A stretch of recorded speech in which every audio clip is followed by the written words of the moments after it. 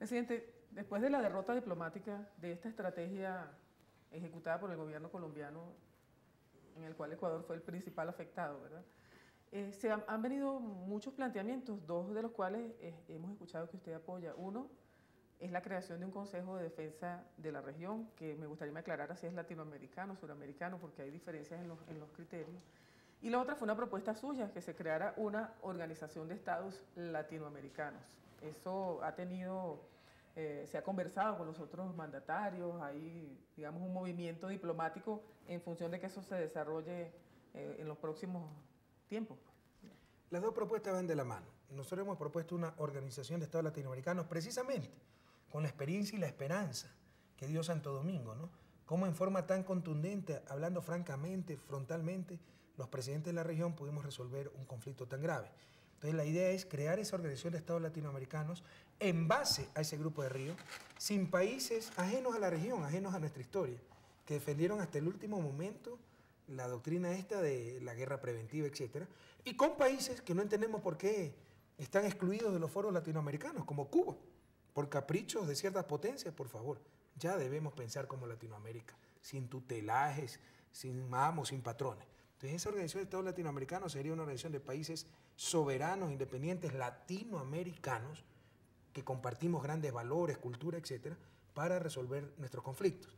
Pero no nos engañemos, se requiere de mecanismos concretos de coerción, si usted quiere, a nivel regional para poder mantener esa paz, para poder mantener esa estabilidad. Entonces, precisamente de ahí viene el Consejo Latinoamericano de Seguridad, que sería una coordinación, bueno, un consejo que podría incluso coordinar mecanismos de defensa para mantener la paz en la región. Se diferencia del Consejo Sudamericano, que está proponiendo Brasil, solo en el alcance, porque ya que estamos proponiendo la Organización de Estados Latinoamericanos, lo que correspondería sería un Consejo de Seguridad Latinoamericano. Pero no nos engañemos. O sea, lo que hizo Colombia puede volverlo a repetir. Y puede venir otro gobierno como el de Álvaro Uribe en otros países y tener los mismos métodos, las mismas praxis, las mismas prácticas. Entonces se necesita, además de esa Organización de Estados Latinoamericanos, ese Consejo Regional de Seguridad para que nunca más un país de la región, un país latinoamericano, se crea con derecho a agredir a otro país por los motivos que fuese. Usted se habla de seguridad y de soberanía, que son dos palabras que van como de la mano en estos tiempos que ocurren en Latinoamérica, ¿no? Vino ayer la presidenta de Argentina, firmaron ustedes un convenio para un desarrollo importante en el tema de energía, hidroeléctrico y esto, y hay como tres elementos que son vitales para la seguridad de una región como Latinoamérica y de un país como Ecuador, que tiene tanta riqueza natural, que es el caso de Venezuela, ¿no? Que es la seguridad energética, la seguridad militar y la seguridad alimentaria. Yo quisiera que nos hablara sobre este último punto y vamos a volver a su experiencia como economista de los buenos para que nos amplíe un poquito el panorama, que cómo se conjugan allí la crisis del dólar, los precios del petróleo, digamos, todos estos elementos que están en juego para que vimos su última programa el sábado pasado y está usted haciéndole un llamado a la población por el consumo de alimentos que finalmente termina siendo afectada a una economía como la de Ecuador y como la de Venezuela con el incremento de productos básicos para su dieta. Sí, la seguridad alimentaria es una de las prioridades de nuestro país y todo eso también fue destrozado por la larga y triste noche neoliberal, ¿no? Este cuento de la supremacía del consumidor, que da lo mismo comprar en Ecuador que comprar en China o Estados Unidos, es una barbaridad.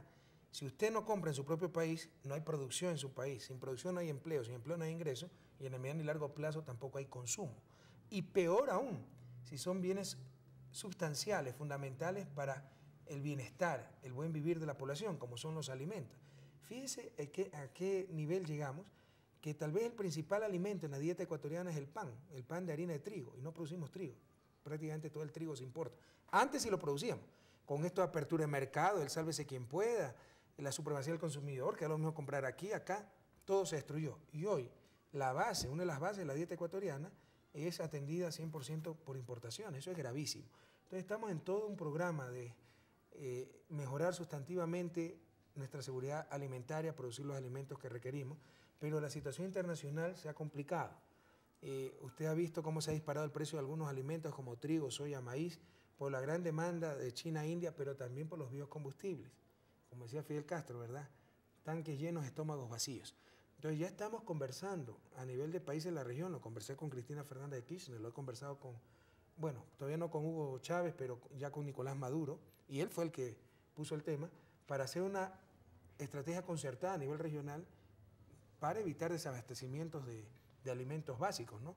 Por ejemplo, si Ecuador tiene un excedente en la producción de arroz, en vez de exportarlo a países extrarregionales, guardarlo ya con un fondo común, etcétera, y si más tarde Venezuela tiene escasez de arroz, lo enviamos allá, si Argentina lo tiene, lo mandamos allá, y viceversa. Si Argentina tiene excedente en carnes, leche, tener adecuado manejo de inventarios para atender escasez de alimentos en la región, porque tememos que se nos viene una crisis mundial de alimentos.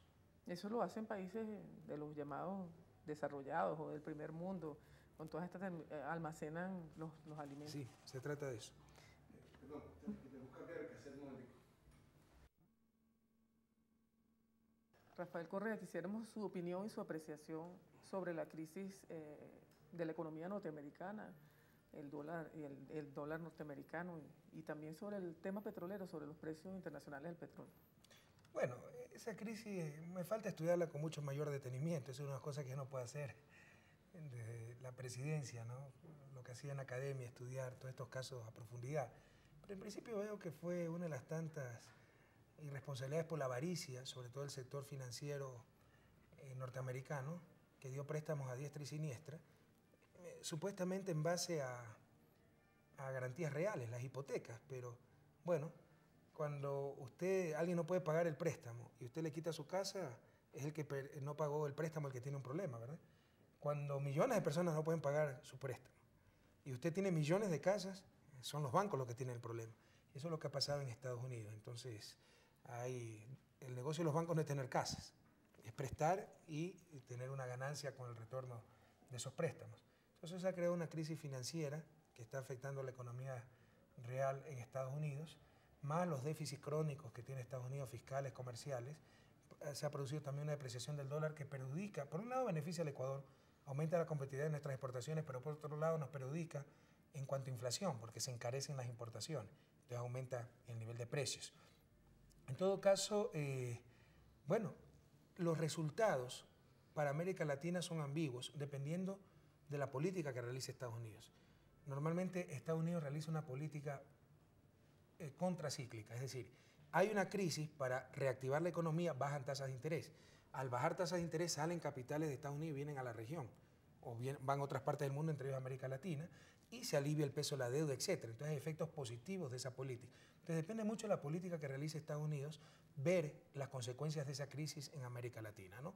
Si es que sigue realizando la política contracíclica que está realizando hasta ahora, los efectos en países como Ecuador no serán tan graves en cuanto a la crisis de Estados Unidos. Para países como México, que le apostaron todo al mercado norteamericano por medio del NAFTA, etcétera, sí las consecuencias pueden ser muy serias. Pero para el resto de Latinoamérica, le insisto, depende en gran medida de la política económica que utilice Estados Unidos para contrarrestar la crisis. Si una política anticíclica de reducción de tasas de interés, por ese lado nos beneficiamos. Pero nos perjudicamos porque podemos vender menos a Estados Unidos, se reduce el mercado, etcétera. Pero hay efectos contradictorios, ¿no? Y al final habría que ver cuál domina al otro. Esto lo he estudiado estadísticamente como académico. En la gran parte de América Latina no existen conclusiones, ¿no? Si esa clase de situaciones nos perjudican o nos benefician al final. Hay efectos ambiguos. En todo caso, con respecto al precio del petróleo, Ecuador como país petrolero se beneficia de ese boom. Yo creo que van a continuar los altos precios del petróleo. Incluso si hay grandes adelantos tecnológicos hasta que cambie la matriz energética mundial, eso tomará años y décadas. Y el crecimiento de China e India va a continuar y va a continuar una demanda fuerte de hidrocarburos. En consecuencia, el precio del petróleo seguirá alto, pero nadie ha podido predecir en largo plazo los precios de los combustibles, ¿verdad? Pero con los datos que tenemos podemos razonablemente creer que seguirán altos en los próximos años. Eso beneficia al Ecuador como país petrolero, les insisto. Nos beneficia grandemente. Pero, por otro lado, sí tenemos un perjuicio. Sube el precio del petróleo, suben insumos agrícolas, suben disolventes, pinturas, muchos insumos productivos, y encarece la producción y también es un factor inflacionario. Esto eso contribuye a una inflación planetaria, latinoamericana y ecuatoriana.